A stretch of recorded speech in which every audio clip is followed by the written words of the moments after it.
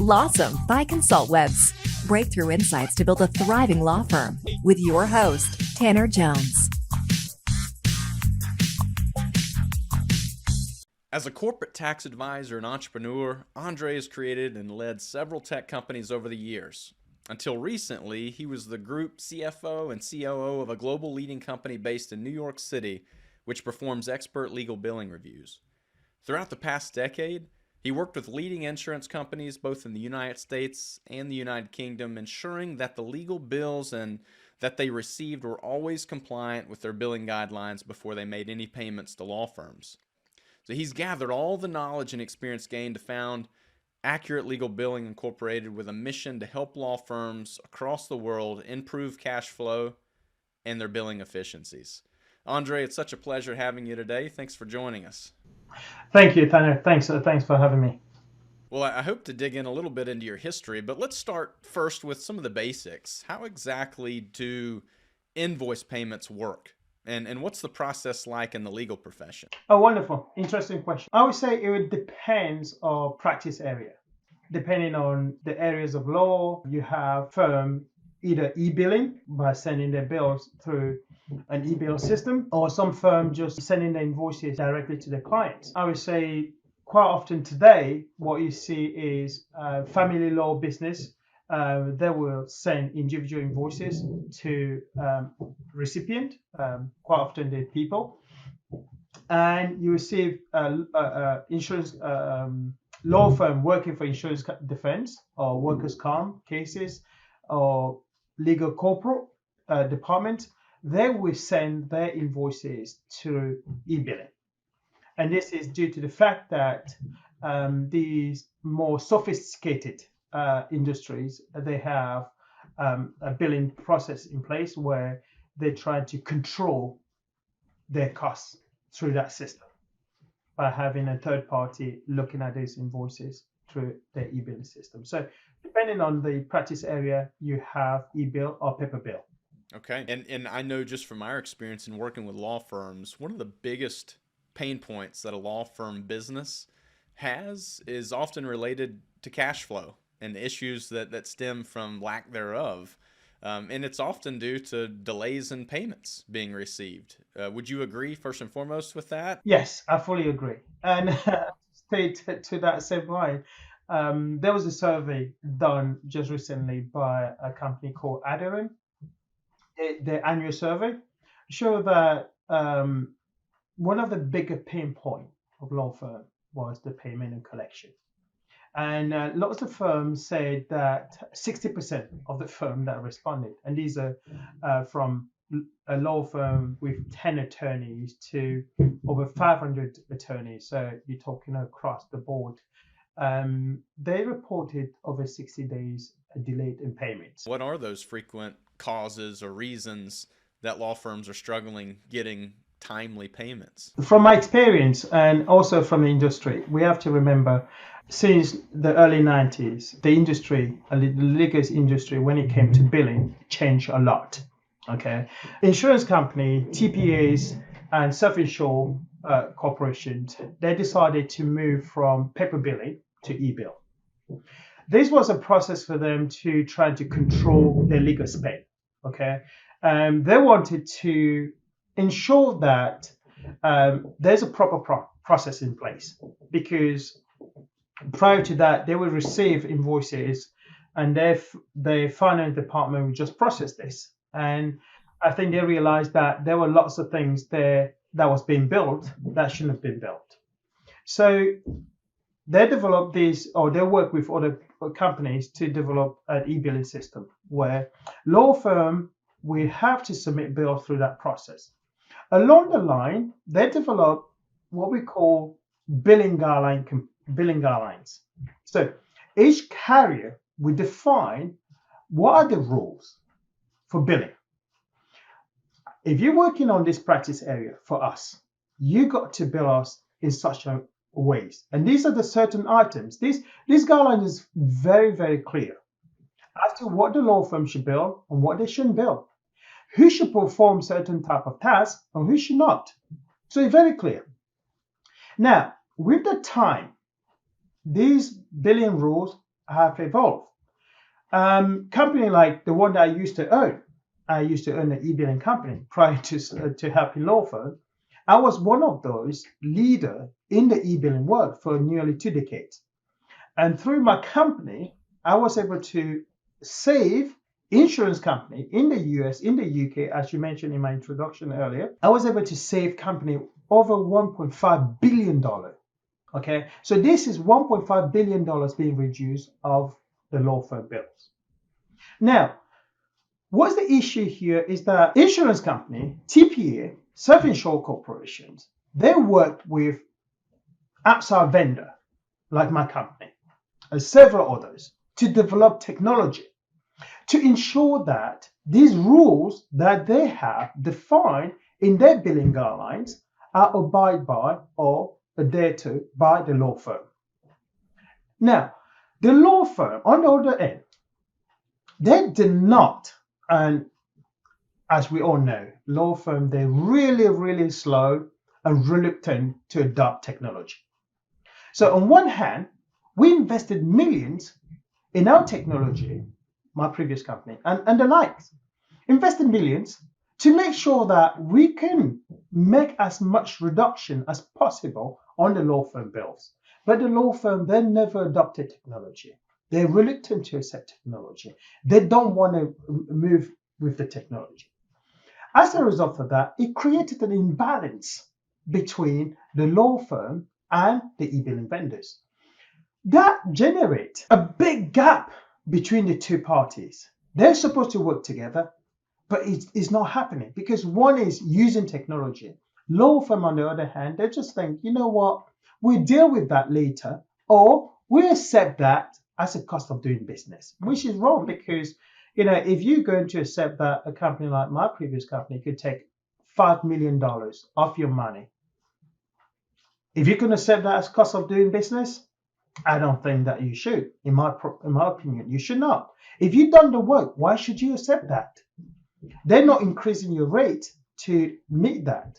So I would say that law firm, their lack of adoption to technology is the bigger killer here for them because it delayed their payment. Because look, when they generate an invoice, which is not in compliance with their guidelines, they're doing two things. They're suffering in two ways. One, they have this cumbersome process that they have in-house where an associate entered their time. That time is not in compliance with the billing guidelines. The billing partner spends so much time in what they call pre-bill. They spend this time what do they do during the pre-bill time? They spend, billing partner who are the higher rated at the firm, they spend so much time trying to correct the narrative of these associates. Try to make this narrative compliant, okay, or sounds compliant. They're wasting so much time on that. They're not also looking at the compliance because they don't have the billing guideline in front of them. So they're trying their best to make these sounds like works has been done or works has been done. I'm not going to say it hasn't, but the narrative is poor to describe what work has been done. So they spend their time doing that and they submit it to a company like my previous company and we make 20 or 30% reduction on that invoice, right? And then this guy, they left not only the time that you spend correcting it, you're losing about 20% of this reduction. And the same survey that I mentioned earlier from Adrian found that 70% of the firm said that they're losing over 20% or more being on their invoice, either being rejected or reduced by an e-billing company. There's no question that's a motivator. Exactly. So that gap between the compliance and the funny thing is, these insurance companies, everybody today is moving into the e-billing because they are now seeing e-billing as a way of getting money back. Or people at this insurance company, they're seeing this as a way of saving money, okay, from the law firm. They're seeing this because the numbers are big. The numbers are huge now. I'm telling you about $1.5 billion. This is a lot of money. right? And that is only from my only e-billing company. And there are hundreds of us out there. So imagine how much money they are saving. So if I can save that, and then another person, another company can do that, 10 of us can do that, we're talking about $15 billion. It's a big industry. Oh, it adds up, no question. And I'd like to try to draw out any particular, even just kind of starting small here. Are there any small steps that law firms can begin to take in order to cut down on some of those billing errors? Can you give any advice, for example, around an invoice template? Are there ways to guide firms that they can start actually implementing immediately to avoid some of these pitfalls? Yes, some quick thing that they can do is, if I pick two examples of mistakes that maybe that we illustrate what they can do. A few things that we identify when we're reviewing the bills, right? Some of the big mistakes when we got the money from these guys is very simple. It's just that, for example, someone is traveling somewhere to attend a deposition, right? They just have to just write down what time that deposition started, what time it ended. Just write it in your notes. And when you bill, remember to include that in your bill. That will save you a lot of money. The activities that should not be performed by you as an attorney, don't do that. And you have the list of these clerical activities that should not be performed by you as an attorney. And these lists are all fully included in your billing guidelines. It's just that the attorney do not have the time to look at the billing guideline. They don't have the time and the energy to do that. And they rely on somebody else to do the compliance. But one thing they don't understand is that as an e-billing vendor, I know when an answer is coming from you, the attorney who did the work, and I know when the answer is coming from the billing department who are fighting for you to get paid. Well, I mean, I just want to reiterate because you stress the point of a lot of wasted time goes into this, and as we all know, time is money, and so wasted time on both parties. But that ultimately leads to frustration, not only on your end, but the bigger risk is leading frustration on the client's end when they're having to clarify these things and ultimately diluting that trust. It's going to hurt retention over time as well. That's a really good point. And that point you're making right now is really good one. Do you know why? Because that is illustrated and that's stated in the billing guideline. You said it as if you read the billing guideline. I don't know if you read one, but that is exactly what it says in the billing guideline. The reason, if the more reduction be made on an invoice, create delay in payment, create bad relationship with your client, create delayed, this back and forward with the e-billing vendors, which could result in two things.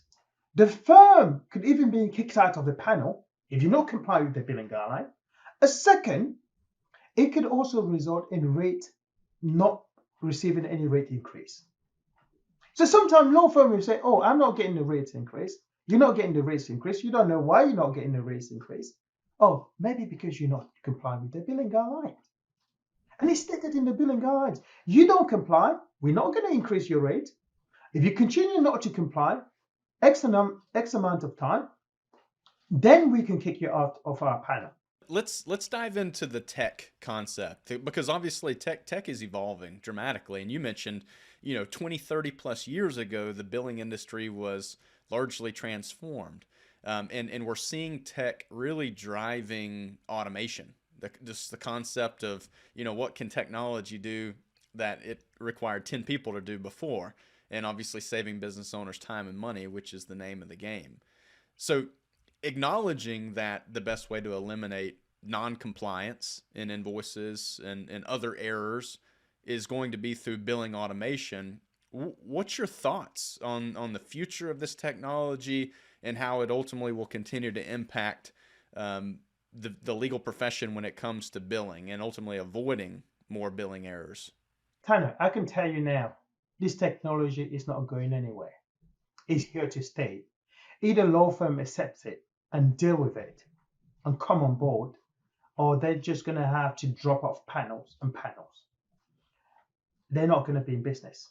So this because of the money that these tools are now generating for their client, meaning insurance company, self-insured corporation, TPAs.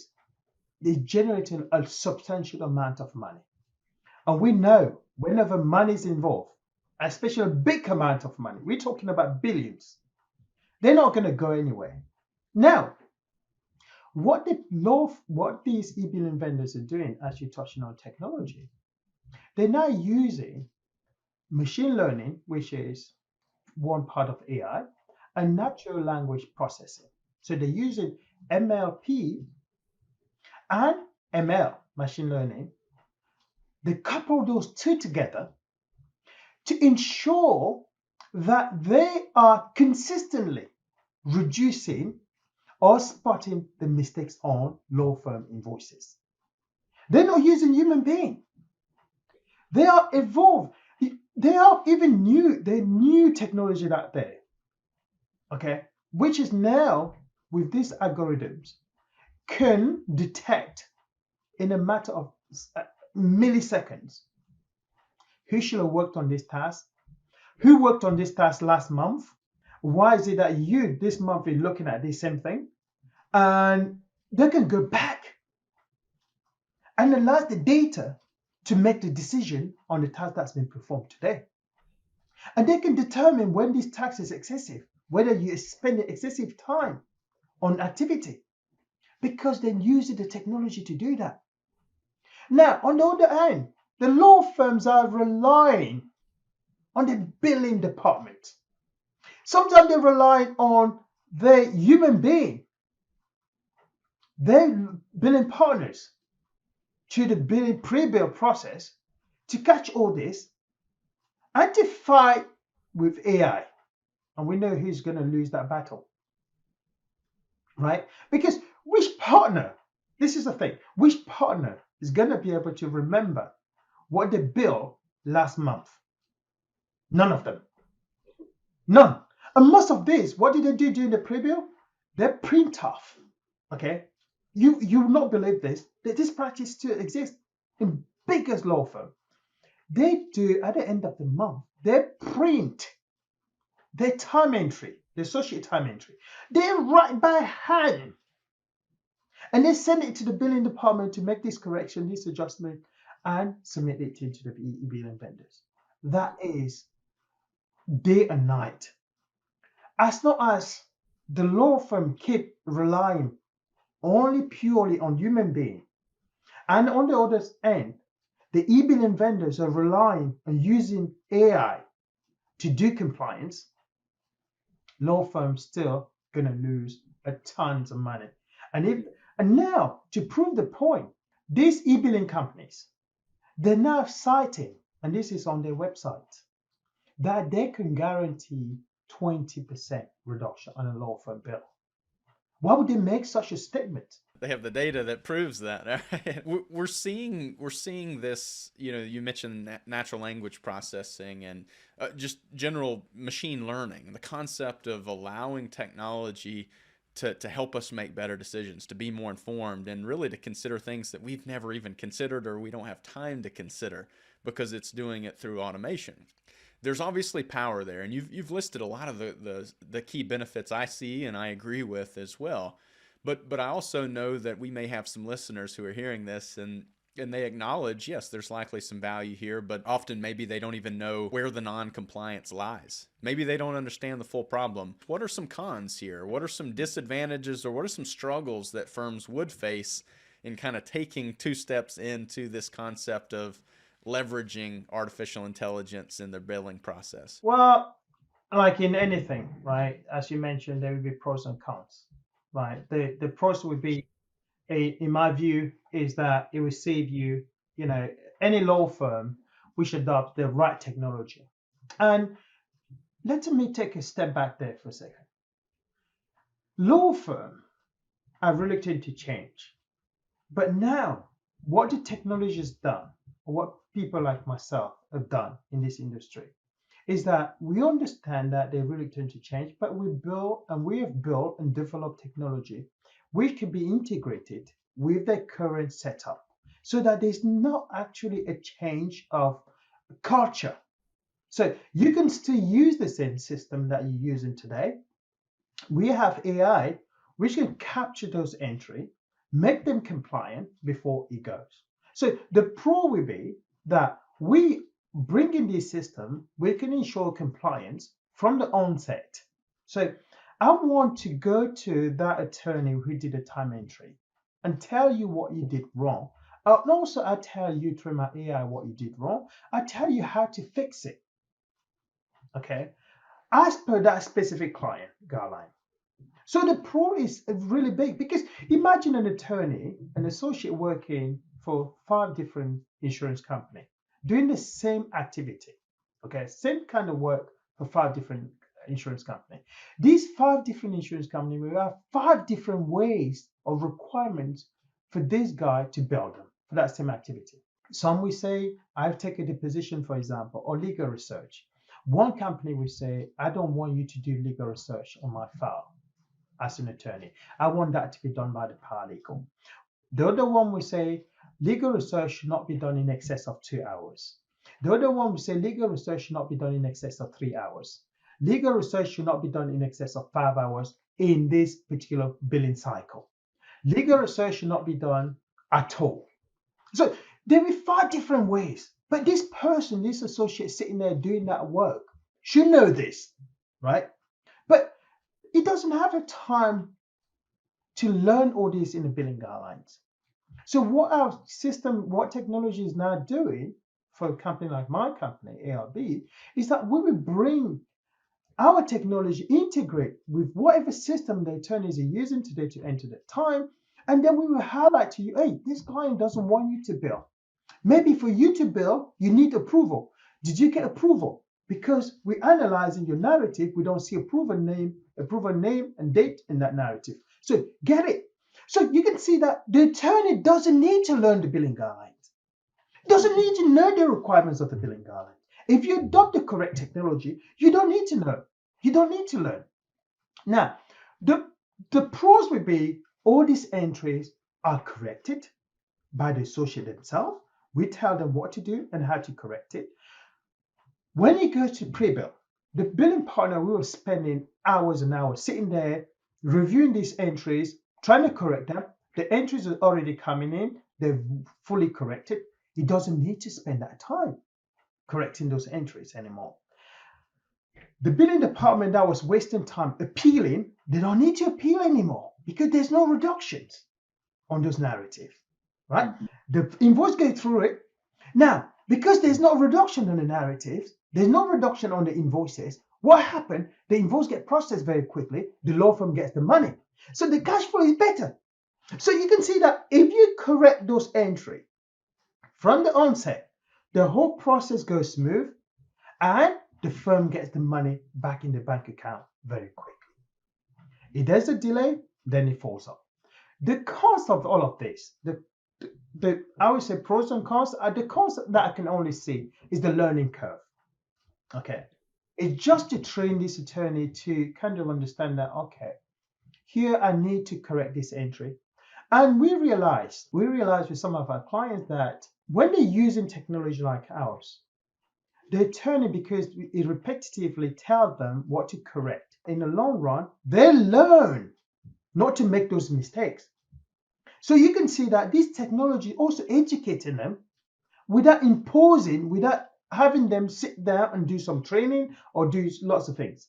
So the learning curve is the only thing that I can see as a con to this process, is that attorneys had to set the technology and then give themselves a short period, a window to learn to adopt that technology. And with that, we've seen as soon as they accept it, they learn, and the learning curve is what? 1 month maximum? That's it. The concept of crawl before you run, you know, it's like sometimes you have to gear down in order to gear up first. And that's the whole concept there, is take that initial time, find a season in your work life, in your annual business year that's possibly slower than normal, and leverage that downtime to invest in technology, not just in billing, but just as you're saying, there's technology all around us. It's not going anywhere. In fact, it's only speeding up. I think coronavirus, just the season, has forced lawyers ahead by 10 years. I've said that many times in this podcast, but this is a real opportunity to embrace technology for the good of your business, but also for the good of your clients. That's to the point. You foster that relationship with your client. And now I'm going to illustrate that by one example. As somebody who used to work with insurance company, I work for some of the largest insurance company in the US and the largest in the UK and in Canada. So I've been in meetings, right, where I heard people saying to law firm, there's no rate increase this term. Okay, they're pushing back on rate increase. And by the time I walk back to my office, that same person sends me an email and say, hey, increase the rate of this other firm. So I would say to law firm, if a client says to you there's no rate increase, be cautious. It means that they're probably not increasing your firm rate. It doesn't mean they're actually not increasing rate at all. Okay? Your firm has done something and doesn't deserve a rate increase. And they can only know through the metrics that has been provided to them. Right? They can only look at the metrics. Because e-billing company, they think that e-billing companies are just there to review their bills. And that's all. No, my friend. These guys are gathering tons of metrics on your law firm. And they share providing to your clients. And they only, what's the best metrics for them to make decision? It's only anything that related to money. Yeah, I want to touch on that one, because I'm a marketer, and we tend to we try to boil all the work down into a few key metrics just to evaluate success or failure, or to evaluate trajectory on performance.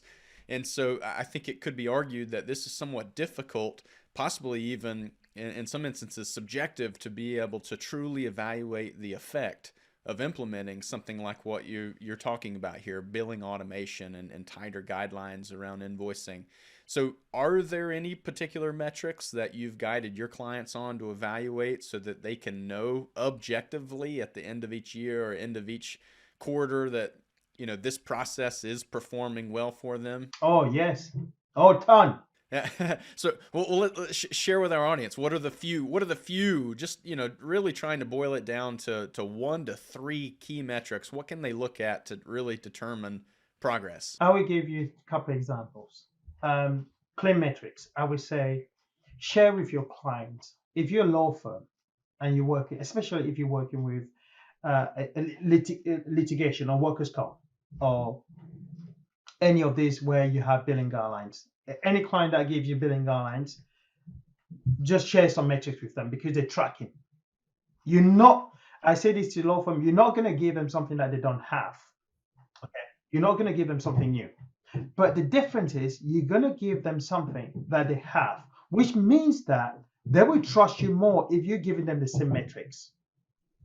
Okay, because if I come to you, Tanner, you have my numbers, and then I show you the same number, you're going to trust me because I've been open and clear with you.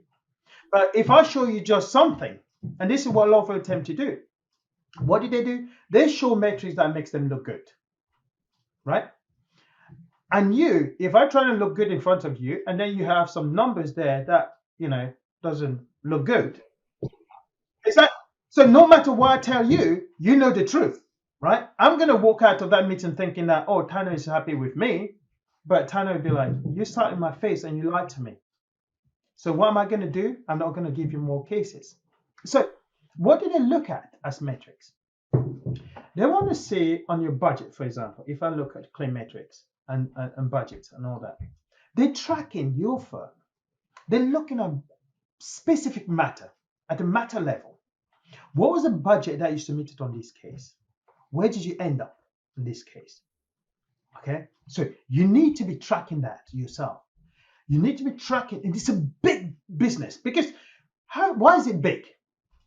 When you submit a budget to an insurance company, you, in a sense, asking them to put money on the side for this to fight this case. Now, I've seen so many times where firm has been kicked out of a panel, or firm has been said, don't give my cases to that firm. Why? Because you put, and this is where people make mistakes. They go there and say, you know what? I budget $1 million for this case, for defense for this case. And then in the end, it only results to 400K. They say to the firm, they say to the client, oh, you save you money. Oh, no. You cost them money. The CFO sitting in that meeting and say, you cost me money, Mr. Law Firm. You asked me to put a budget of $1 million. And then in the end, I should have put something 400. Your legal spend is only 400.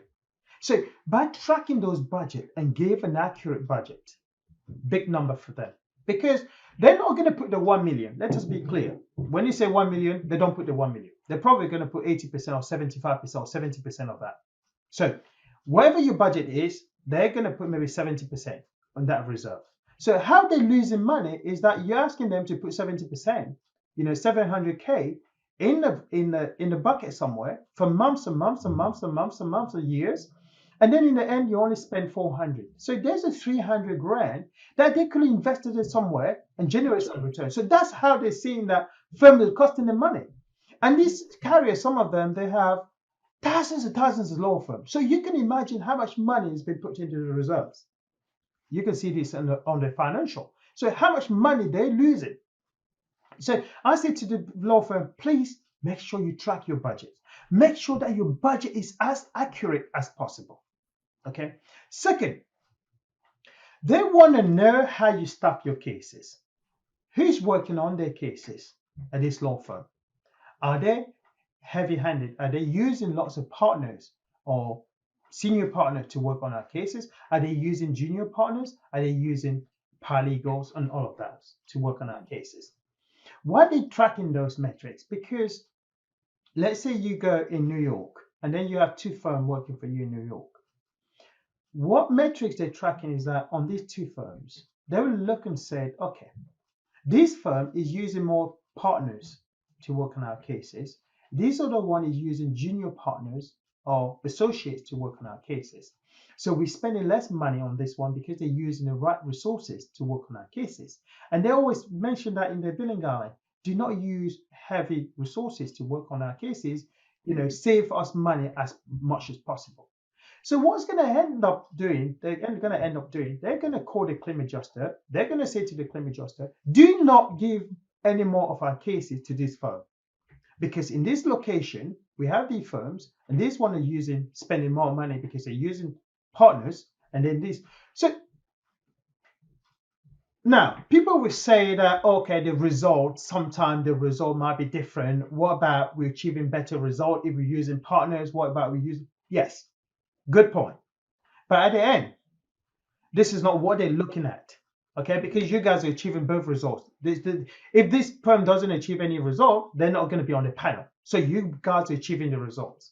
But what they're looking at is how much is it costing me for you to achieve that result, as opposed to how much is it costing me here to achieve the same result. So, track your metrics, budget, staffing ratio, or staffing, how you staff your cases.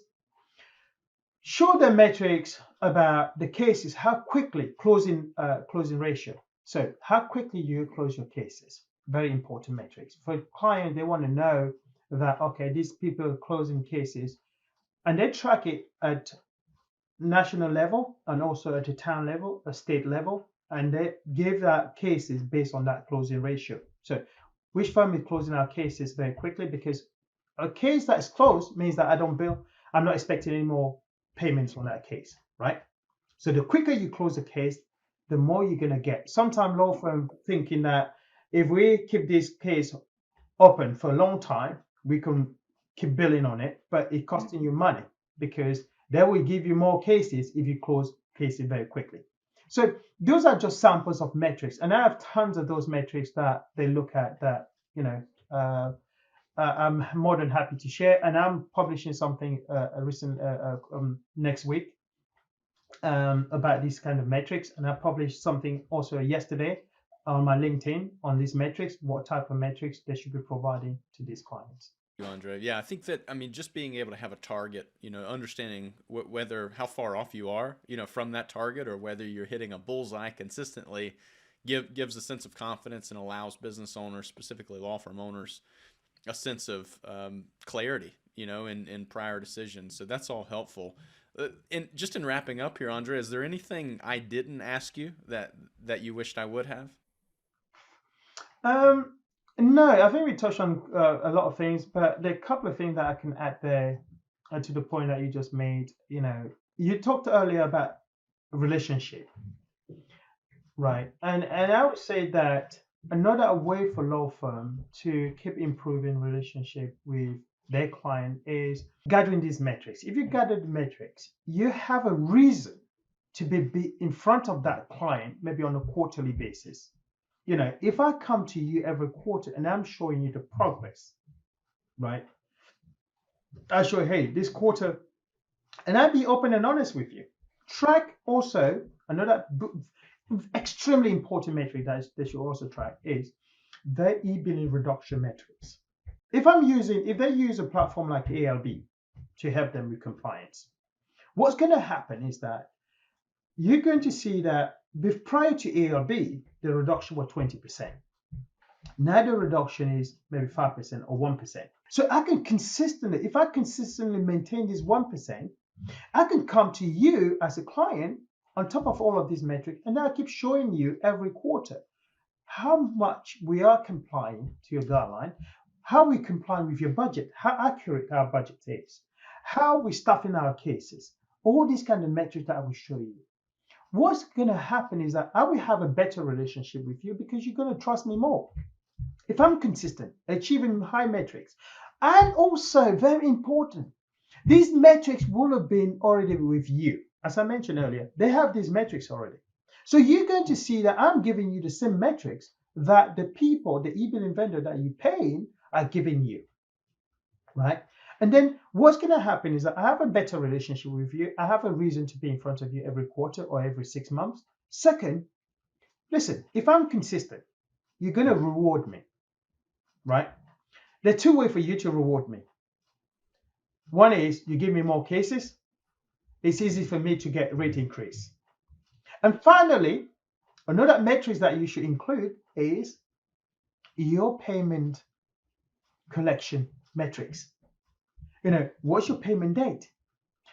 I show you that prior to ALB, we were suffering 20% reduction because we were not complying, and the payment was 40 or 60 days. Now we comply with ALB.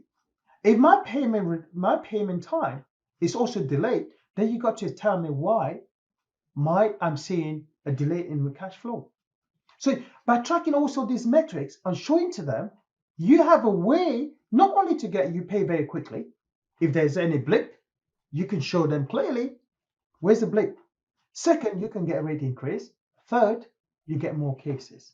So tracking the right metrics is extremely important for law firm because it's only going to be better for their business. And they can only do that if they have a proper system in place, and if they have using the right technology.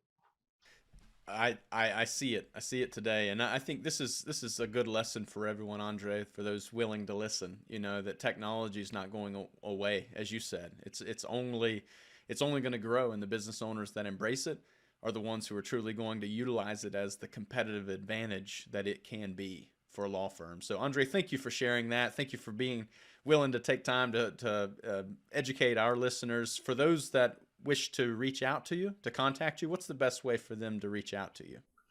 Thank you, Tanner. And so they can email me directly, or always open my email address. You can put it on there for them.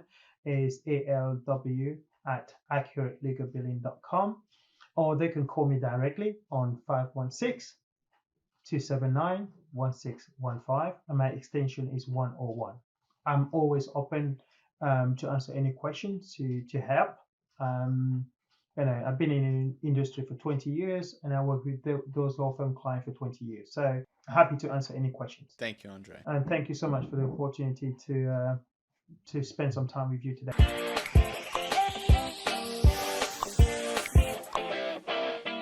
Lawsome by ConsultWebs with Tanner Jones. For show notes, links, and info, go to consultwebs.com/podcast. Be sure to subscribe and leave us a review. Watch for the next Lawsome episode to discover more breakthrough insights to build a thriving law firm.